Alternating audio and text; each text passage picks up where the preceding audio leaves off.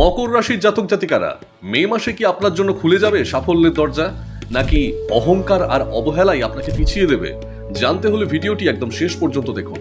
স্বাগতম জানাই আপনাদের সকলকে আপনার প্রিয় জ্যোতিষ চ্যানেল জ্যোতিষ ভবন ইন্ডিয়াতে। আজ আমরা বিশ্লেষণ করব 2025 সালের মে মাসে মকর রাশির জন্য কি কি অপেক্ষা করছে।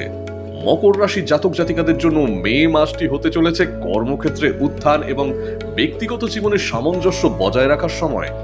এই মাসে আপনি সফল হবেন কিনা তা নির্ভর করবে আপনার আচরণ ও সিদ্ধান্তের উপর।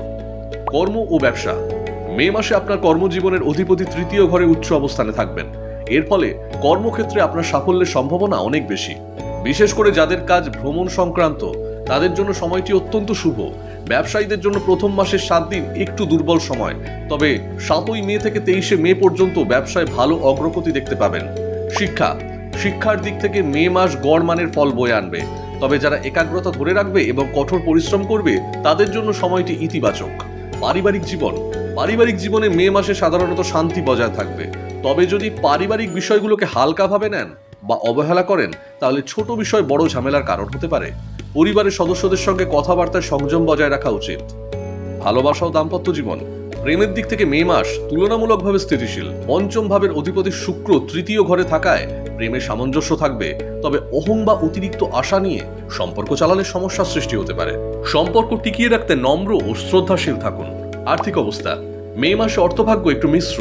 লাভের অধিপতি মঙ্গল নিম্ন অবস্থায় থাকায় আপনার করা পরিশ্রমের তাৎক্ষণিক ফল নাও পেতে পারেন। গীতার নীতি বাক্য, কর্ম করে যাও, ফলের আশা করো না, এই মাসে আপনার মূলমন্ত্র হওয়া উচিত। স্বাস্থ্যের ক্ষেত্রে মে মাস তুলনামূলকভাবে অনুকূল। শরীরচর্চা, যোগ, প্রাণায়াম বা সুস্থ জীবনযাপনের প্রতি আপনার আগ্রহ বাড়বে, তবে মানসিক চাপ ও অতিরিক্ত চিন্তা এড়িয়ে চলুন। বিশেষ সতর্কবার্তা। মে মাসে আপনার কর্মক্ষমতা এবং সাফল্যের পথ খুলে থাকবে, কিন্তু অহংকার, অবহেলা বা অতিরিক্ত প্রত্যাশা আপনাকে পিছিয়ে দিতে পারে। সম্পর্ক এবং আর্থিক দিকেও সতর্ক থাকা প্রয়োজন। উপায়। মাসের প্রথম সপ্তাহে গরিব ও দুস্থদের খাওয়ান, পাশাপাশি কন্যাদের পুজো করে মিষ্টি প্রদান করুন। এতে ভাগ্যের উন্নতি হবে এবং মানসিক শান্তি বজায় থাকবে। এই রাশিফল যদি আপনার ভালো লেগে থাকে তাহলে ভিডিওটি লাইক করুন, বন্ধুদের সঙ্গে শেয়ার করুন আর চ্যানেলটি সাবস্ক্রাইব করতে ভুলবেন না। নতুন রাশিফল ও জ্যোতিষ আপডেট পেতে বেল আইকনে প্রেস করুন।